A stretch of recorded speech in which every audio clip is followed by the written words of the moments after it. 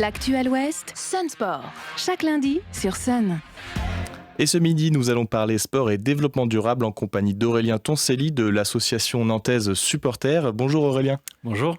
Aurélien Toncelli, vous avez cofondé l'association Supporter en 2017.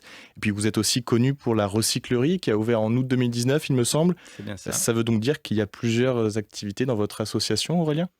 En effet, on répond à un enjeu global qui est de lier le sport et le développement durable sur le territoire nantais et dans sa région.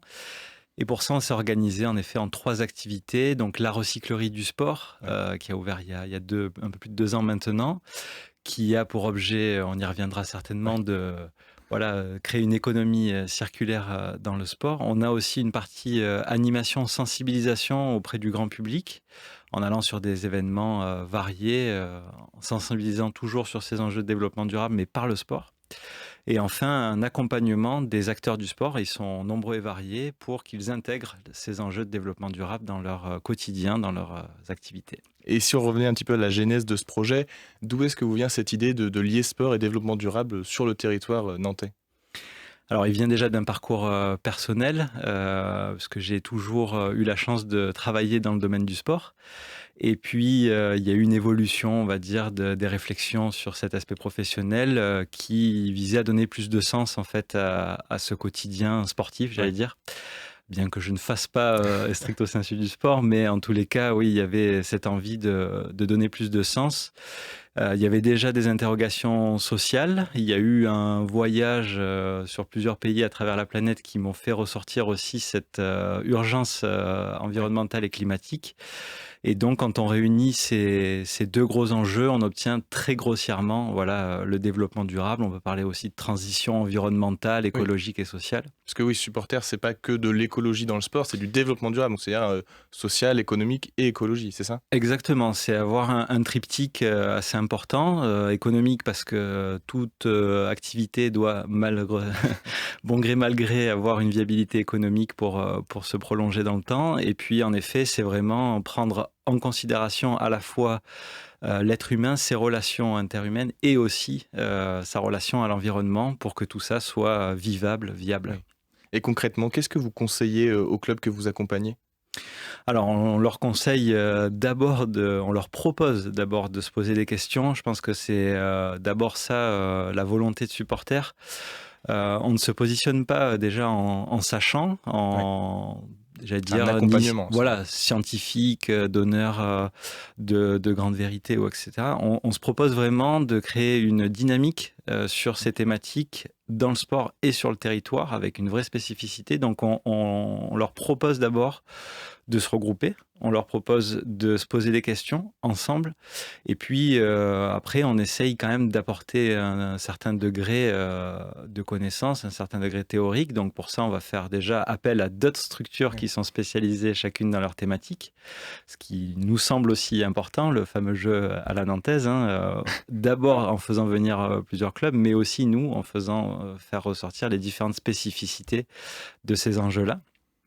Et puis, on va leur proposer de se donner un petit peu des objectifs, savoir un petit peu qu'est-ce qui peut être fait aussi en termes de moyens, pour qu'il y ait du concret derrière. Donc, en fait, on leur propose un cadre, on leur propose une écoute aussi. Et c'est les clubs après qui font du concret, c'est ça ? Et après, nous, il y a 400 clubs juste sur la ville de Nantes. On ne peut pas agir 400 fois de partout en même temps. Et donc, du coup, on va en effet essayer de nourrir des réflexions, de nourrir des envies et surtout de donner à la fois des clés de compréhension. On agit bien mieux que quand on connaît la chose sur laquelle on doit agir. Et puis des clés d'action parce que toute envie doit aussi trouver son écho concrètement. Donc nous aussi, notre rôle, ça sera de donner des bonnes pratiques, de dire écoutez, sur d'autres territoires, qu'ils soient en France ou ailleurs, il y a des choses qui se font dans le sport ou sur d'autres thématiques. C'est montrer que tout est possible. Voilà. Avoir aussi une acculturation sur d'autres pratiques. On peut parler de culture, on peut parler de secteur associatif de manière globale, de dire dans d'autres univers, ça se passe aussi bien quand on allie ces thématiques-là. Et puis, leur donner des outils aussi sur le territoire. C'est pour ça que je reviens à l'ancrage local. Mais on connaît bien aussi les acteurs de l'ESS, donc l'économie sociale et solidaire à Nantes. Et on peut mettre comme ça en relation un club qui aurait envie d'eux et puis un apporteur de solutions en fait au C'est final. ça, c'est faire des liens entre certaines associations et des clubs qui sont aussi des associations pour beaucoup. C'est notre positionnement global, très clairement. Ouais. Et j'ai une question aussi qui me brûle les lèvres, Aurélien. Comment est-ce qu'on peut accompagner des clubs qui utilisent des terrains synthétiques en plastique, en biplastique, ou des clubs qui, dans des salles de sport par exemple, qui utilisent du chauffage très polluant? Comment est-ce qu'on fait pour accompagner ces clubs? En regardant ce qui est de leur ressort ou pas, en effet, l'infrastructure sportive, en tant que stade, gymnase, piscine, etc., n'est pas à la main du club, elle est à la main de la collectivité, donc plutôt municipale ou exceptionnellement métropolitaine. Mais du coup, en aidant les clubs, on va forcément essayer de s'orienter vers ce sur quoi ils peuvent agir. Et c'est vrai que on peut avoir des typologies de pratiques qui peuvent à un moment donné faire rentrer en considération la façon dont tu utilises ou pas l'infrastructure, mais c'est pas le club qui va décider du matériau qui va être utilisé. Et petite parenthèse, il y a aussi une évolution sur ces terrains synthétiques.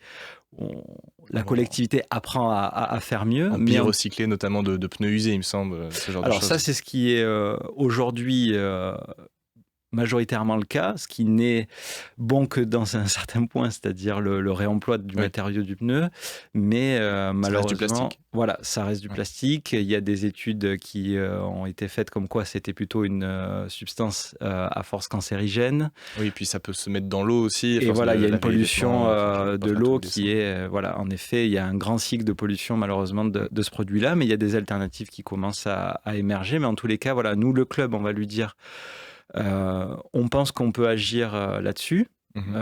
Par contre, sur la partie infrastructure, ça peut faire aussi l'objet d'une discussion avec une collectivité. Mais sur le club, forcément, on va tirer sur les ficelles où il peut y avoir une action derrière. Ouais. Et vous avez un vrai ancrage local, on l'a dit, donc notamment avec cette recyclerie dans le quartier d'Oulon à Nantes. Concrètement, Aurélien, qu'est-ce que c'est qu'une recyclerie du sport ? Alors une recyclerie déjà, c'est faire du réemploi, et nous on le fait de manière solidaire en tous les cas. Faire du réemploi solidaire, c'est récupérer des articles qui sont en fin de vie pour son propriétaire, qui ne sont plus utilisés, mais pour autant qui peuvent trouver une seconde vie, donc qui sont toujours utilisables. Ouais. Donc en l'occurrence, on va récupérer auprès de cibles très variées, pas que les particuliers, donc vraiment tout un ensemble auprès des clubs que vous accompagnez aussi. Notamment, voilà, c'est là où on boucle la boucle.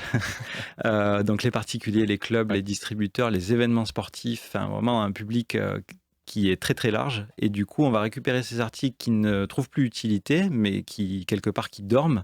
Et pour éviter qu'ils soient jetés in fine, on va donc nous les récupérer, les valoriser. Donc il y a un circuit de valorisation où on peut faire de légères réparations, remises à niveau, on va dire, de l'article, pour pouvoir le proposer au sein d'une boutique donc solidaire. Et solidaire en quoi ? Parce qu'on a des prix accessibles. Vraiment, on fait en sorte de tirer les prix vers le bas. Toujours dans le développement durable, social, économique et écologique.